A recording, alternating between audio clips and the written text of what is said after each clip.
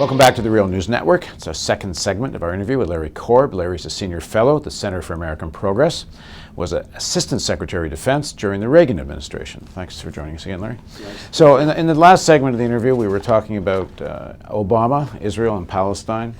So if Obama asks you, do we want a real Palestinian state, a contiguous state, a state with a real economy that has control over its own borders? Or do we really want a state that's kind of weak, that Israel is going to be able to kind of control? What would you answer? And my answer would be you'd want a real bona fide state that has control over its own sovereignty. I mean, this has been the policy. President Clinton came close to getting that at Camp David. Well, is there any indication that the leadership of Israel and in any of the parties that might produce the next president, prime minister, actually wants that? Well, I think they do, because the Israeli people want it. And basically, until you have a two-state solution, Israel is going to be in an impossible situation, because if it's not a two-state solution, Jewish people become a minority in their own country. And if it's not a two-state solution, you're not going to have a non-violent situation. As long as you don't have a two-state solution, there are going to be groups in Palestinian territories, as they now are called, or other parts of the Middle East, that will use that as a pretext for violence, not only against Israel, but for other people. Okay, so if you want to get there, then don't you have to accept that a significant number of Palestinians, and in the last real elections, a majority of Palestinians, support Hamas? And whatever you think of Hamas, or whatever I think of Hamas, clearly a lot of Palestinians support Hamas. And if you're going to have a state that has an elections and they elect a party, I don't see, can you use that as a way to make that the issue, the demolishment of a political force you don't like, before you allow a state? Okay, I think if you go back, it was a defeat for Fatah, which is not up to the job, and that's a problem for the Palestinians. Hamas was actually losing support before this latest, Israeli military artillery operation. So I think what you have to do is basically, okay, that's, you won, and if you act like any responsible nation, we'll deal with you. But even if you have a democracy, or people who are elected and they start doing things that violate, international law, you don't say, well, you won, so therefore, we have to. Well, the head of the UN is asking for an investigation of the bombing of the UN compound. Human Rights Watch and other organizations have said things have been committed there that amount to war crimes. And the whole, there's a whole question of whether the whole response was disproportionate. Some lousy homemade rockets falling down, equaling what took place. Well, shouldn't Obama? He hasn't said anything up until now. Well, again, I think, if you take a look at the situation, what Israel did is they used military power without a clear political objective. And I think that hurts them in the long run. I think you're going to see, just as you saw after the war against Hezbollah, that there'll be a lot of people in Israel saying, well, wait a second, what's our goal? What's our purpose here?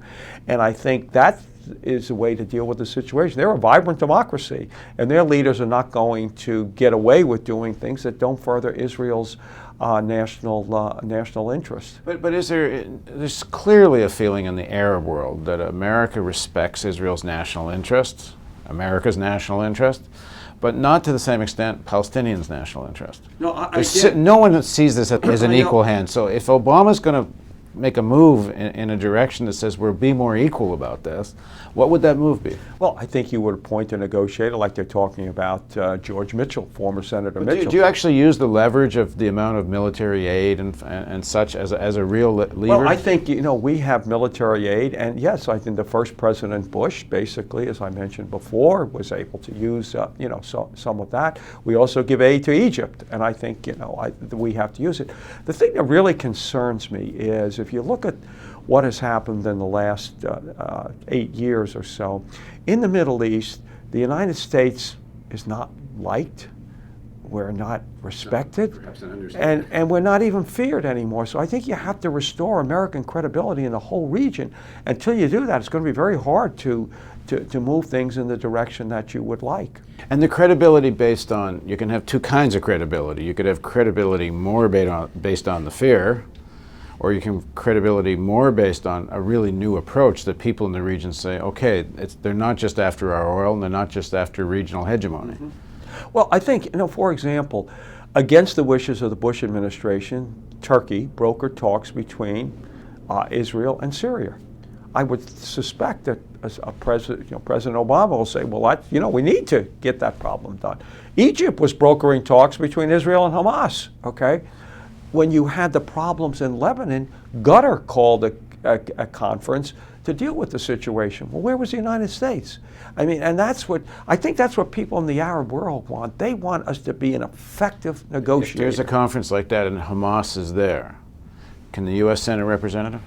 Again, if it's an elected representative from Hamas, it's an elected government. But you have to go back and say, yes, Hamas did get the most votes in the election, but then they basically pulled an internal coup. That was not democratic. They took over Gaza, kicked out. There was a bit of on the other side. Yeah, that's right. So it's a whole different session. And remember this: Hamas doesn't have that great a support in some parts of the Arab world. The Egyptians don't like them. The Jordanians don't like them. The Saudis don't like them. In fact, when they had a meeting to deal with the Gaza situation, and the one that Hamas went to, Egypt and Saudis boycotted it. So, I mean, it's not just, Hamas and all of the Arabs against... not at all, but many of these regimes that we just talked about are not very much liked by their own people either. So. I understand, and that I think Obama made a great point yesterday when he talked about... You think that's who he had in mind? Yeah, explain the definitely. point. Yeah, explain the point. I mean, basically what he said is, look, you're not taking care of the needs of your people, and you're blaming others. But history is going to say, did you do what you needed to do? And that's right. We're sitting on a ticking time bomb because you've got regimes in there, don't reflect the will of their people, and are really not dealing with their own problems. I mean, Egypt has, a demographic time bomb that's going to explode unless they begin to do things that they need to do. So just to finish off concretely, should Obama make it absolutely clear that this blockade that Israel's had on Gaza for the last 6-7 months in terms of food and medical supplies and fuel and such, that blockade should end and that they actually should rebuild Gaza in a real way? I think that's part of the UN resolution that basically the United States abstained on, but basically, I think supporting that. And here's the thing that I think is important. That's in Israel's interest to open that up, okay? And many people in Israel argue this, except they're not running the government. Well, that's correct. And I think the question is, will Obama confront those who are actually running the government? I have no doubt. Israeli public opinion probably agrees with what you just said. I have no doubt that he will, that he will do that. His new UN ambassador, Susan Rice, is so much different than some of the people that Bush sent up to the United Nations. Okay, so just quickly, one thing we should see in the next 2 months that would tell us we're on a different track with Obama vis-a-vis Israel. I think the appointing of a high-level negotiator like George Mitchell, who will not be perceived, I think, by the Israelis as someone who is not so pro-Israel that he doesn't take into account the desires of the other people. Okay, we shall see. Thank you for joining us at this segment interview, and we will be back, and we're going to talk about Afghanistan. Please join us for the next section of our interview with Larry Korb.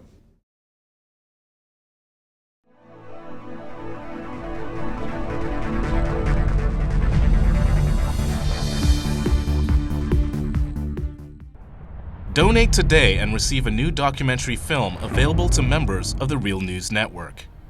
The History of the National Security State with legendary author Gore Vidal. Bonus features of the DVD include an in-depth response to Vidal from ex-CIA analyst Ray McGovern, who served under 7 U.S. presidents, an exclusive interview with Colin Powell's former Chief of Staff Larry Wilkerson, and an insightful interview with oil policy analyst Antonia Juhas. The news magazine of the screen. Living glimpses of history in the making. Hollywood and Washington is a symbiotic relationship. They both deal with illusions. Reality doesn't often play much of a part. I think I saw through the myth of the Cold War almost from the beginning. I was a Washington political kid from a political family. Roosevelt first had radio because he had this great speaking voice and everyone liked to hear. Truman proceeded to break every arrangement that Roosevelt had set up for a peaceful coexistence. And Truman thought that it would be a good idea. Why not just stay armed all the time? And then he devised the national security state. You've got to go up and swear allegiance to the United States or else you're a commie. I mean, we had imported fascism. We get Dwight Eisenhower, who said that we have this great military industrial complex. It is a dangerous thing. And he said this is going to change everything. And the way our country's governed is going to change us politically. Along comes Jack Kennedy, who wanted to make his mark, believed in the Cold War. But he said, in this kind of politics, it is the appearance of things that matters. I think everybody should take a sober look at the world about us. The national security state still exists, only it isn't communism anymore, it's terrorism.